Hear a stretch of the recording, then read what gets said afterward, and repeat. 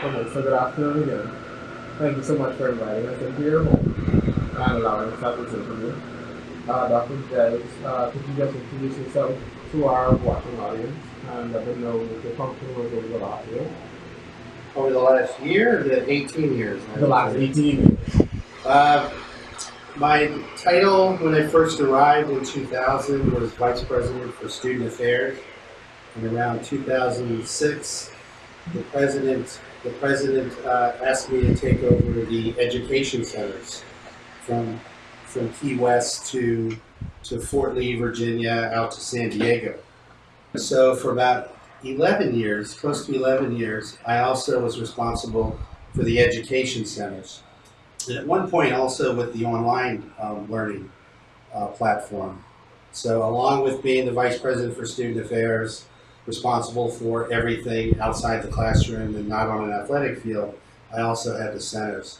And 3 years ago, my title changed and I became the Vice President for Student Affairs and Campus Operations, which meant I still had the student affairs operations on campus, but had picked up the facilities management and some of the other business affairs functions. So, what are some of the highlights of your tenure at St. Louis? I figured that'd be a question, and I was trying to think of what they would be. You've made it even more ambiguous by saying highlights. Um, I guess the first highlight was during that first year here. I started on March 15th, 2000, and the campus was much smaller.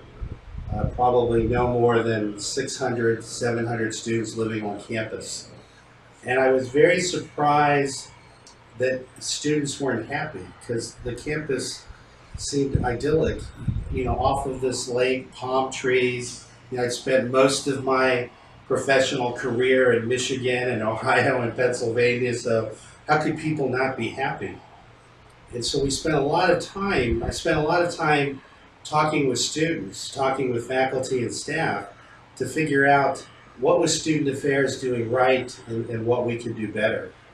And with that, then I began working with the staff to begin to implement a number of strategies that would increase retention, but also, even more importantly, increase student satisfaction. And about 2 years in, it was clear to me that we had begun to make that change. Retention about the time I arrived was in the low 60%, and we got it up to about 72% within 3 to 5 years. And I think that was one of the first highlights. I guess another highlight was at one point I was also the student government advisor, and I love that part. One of the things you realize when you're in this professional career is that as you move up, you have less and less time with students. And that's the part that always kind of bothered me. For the first 6 years, 8 years of my professional career, I was like a residence hall director or in charge of a number of residence halls. And during that time, I got to know students extremely well and became close with a lot of those students. In fact, still in contact with a number of those students. And then for 8 years at Bucknell University, I was director of residence life as an associate dean. And I also got to know a lot of students during that time. Also, during those first 16 years, we lived on campus. And so, and our kids grew up on campus. And I think that really helped us become part of the community. And so moving onto campus was important to me when I came to St. Leo because I think that students felt that staff weren't listening to them. And so having me also live on campus and that they began to become closer with me, I think it helped turn it around. And it helped turn around the staff members that saw that as an important value, but it also provided some opportunities in changing staff to bring in staff that felt that it was important to get to know students, to listen to students, and to become more engaged in the campus. So, in terms of progress, what would be the one thing that you'd be most proud of?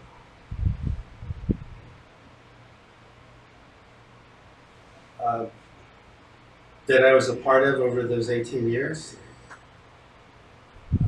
I think, I guess I should pick one from each type. With the education centers, during that time that I was responsible as the vice president in charge of that area, we really had a great string of enrollment successes. And the centers went from about 18 centers to about 45 centers during that time period.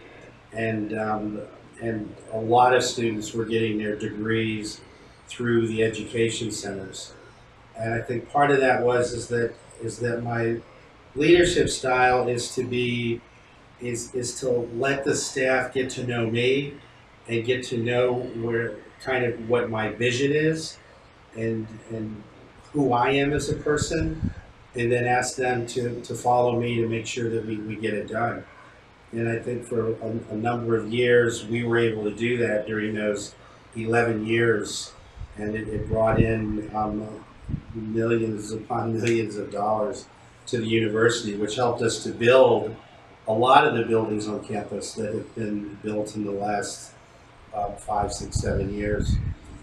With student affairs, I think it would be that I was able to hire staff that also believed in students and didn't believe that, you know, there's this type A and type B personalities where where some people think everyone's bad until they prove that they're good. And I've really pushed kind of the mantra of everybody's good until they prove that they're bad. And I think that if you're able to do that, and it worked for me when I was a soccer coach and a scoutmaster and as a hall director, that really helps you to get the students, that they're going to prove to you that they are good people if you don't think that they're always going to be wrong. And I think that we were able to do that. One of the things too is that I always gave a prism out to each of my staff members that had the phrase "examine issues from all angles." And the idea behind that was that you can look at something through your eyes. I can look at something through my eyes and see one thing. But what's important to do when you're in student affairs is to look at those issues, look at those problems, those situations from the eyes of the student. And if you look through the eyes of the student, what you may see is something completely different. That there is not one way to deal with every student. You've got to find out what's going to help the best with that student. An example that taught me that was when my son was a soccer goalie for a while. And he was doing pretty well, and I tried to convince him one night with this big tournament up in Pennsylvania that he needed to get some sleep because he'd be tired. And he said that, no, I'm fine. And again, this was years ago, so he was playing on a Game Boy, and he was staying up late. Well, that next day they won the championship, but he gave up 3 goals. They won 4-3. And I kind of ran out in the field afterwards, the kind of dad I am, and I said, see, I told you, if you had just gone to bed and got more sleep, you wouldn't have given up those 3 goals. And he said, Dad, it's not that easy to be a goalie. And I said, well, what do you mean it's not that hard to be a goalie? You stand in front of a goal, they kick a ball, and you stop it. And other parents started to listen in, and other players, and he said, well, Dad, why don't you get in the goal, and I'll take some shots at you. And I said, all right, fine. Yeah, how hard can it be? And I get in the goal, and after 10 straight balls go by me, I said, how in the heck does a goalie ever stop the ball? So see, when I examine the issue from my eyes up in the stands, how hard is it to be a goalie? But when I examined it through my son's eyes, I realized that it's a whole different experience. And that's what's important for people in student affairs, to understand the situation from the student's perspective. How did the St. Leo community change you? If it did. How did it change me what? If it did. If it did. Well, you know, I've worked at a lot of institutions, not because I couldn't hold a job, but because I kept moving up. So, you know, I went to college at Virginia Commonwealth University, I got my master's at Ohio State, and then was at University of Dayton, then at Michigan State, then at Bucknell, which is kind of one of those baby Ivy League schools, and then Chowan University in North Carolina and down here. I guess I felt the most comfortable at St. Leo University with the type of student body it is. That both my wife and I were first generation college students. In my case, being biracial, half Asian, half white, that I felt that the diversity, I didn't see that at some of the other schools I was at. That I was more comfortable working with the type of students that were really trying to make it. And St. Leo has a good percentage of first generation college students, and so trying to help them and trying to be a voice for them, but also be someone that they could talk to about what it was like to go home at Thanksgiving and your parents not understand what college is or why you're there, or why that's important. Why don't you just go get a job and make money? But that getting a college degree was something you knew you needed to do to kind of, bust the ceiling for your family to do that. Is there anything that you would have done differently during your time? Is there anything I would have done differently during my time at St. Leo?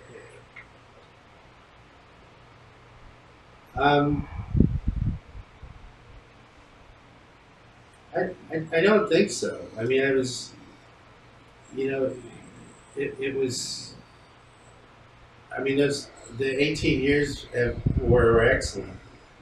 One of the things that I don't think students today realize is that my first 3 years I lived in Marmion Hall on first floor in that apartment on first floor. And when my son came here for college, he moved on to the first floor. Because for the first 3 years, my wife wasn't here. She was in North Carolina with my younger son. So Michael lived like 3 doors down from me, and which I thought was the strangest thing. But I had to agree to 4 things for Michael to come to St. Leo University.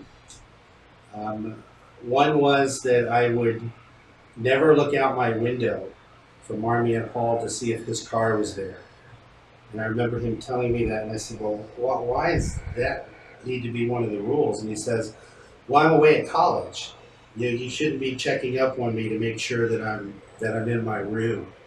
And I said, okay, I can live with that rule. And I said, what's the second rule? And he said, the second rule is that you will never come down to my room. And I said, you live on the same floor. Why? He goes, well, I need to have my privacy. Why, I don't want you just coming down to the room. So I'd have to call from my room down to his room if you wanted to come over. I said, okay, I'll do that. What's the third rule? And he said, well, the third one is that you'll never just come and sit with me in the dining hall. And I said, why? He goes, well, you're the vice president. I mean, I might not have any friends because they're going to think that I'm going to tell you everything that they're doing.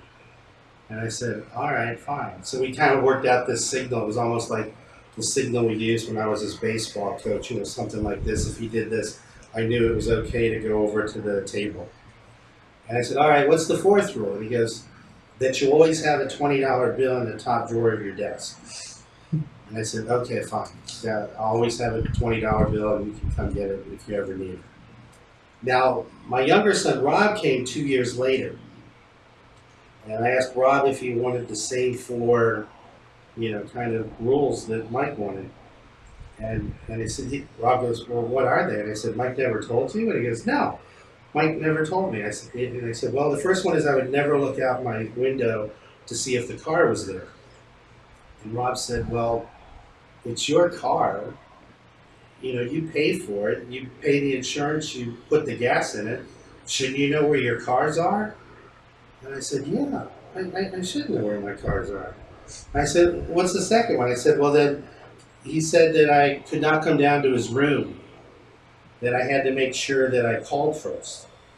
And Rob was like, well, Dad, you got the master key to campus. Shouldn't you be able to go wherever you want to go?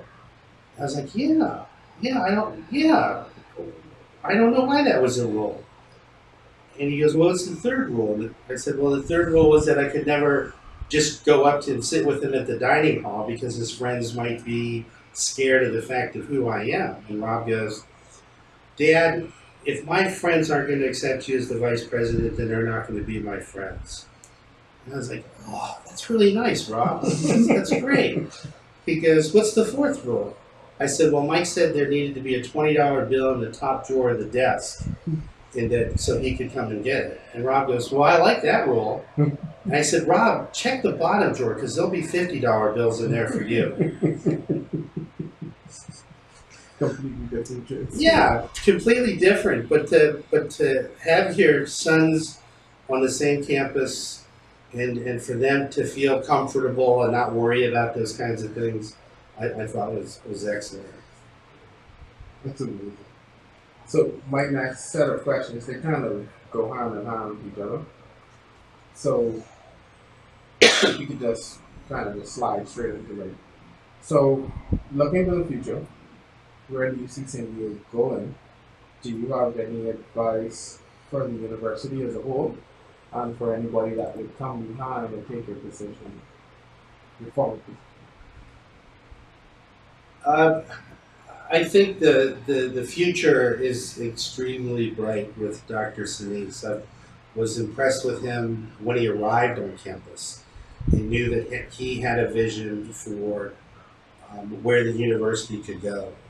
And I loved the interview that he had with the Lions Media Group and the things that he talked about that we're going to do. Do you have any advice for the university as a whole and for anybody that would come behind and take your position, your former position? I think the future is extremely bright with Dr. Sinise. I was impressed with him when he arrived on campus. He knew that he had a vision for where the university could go.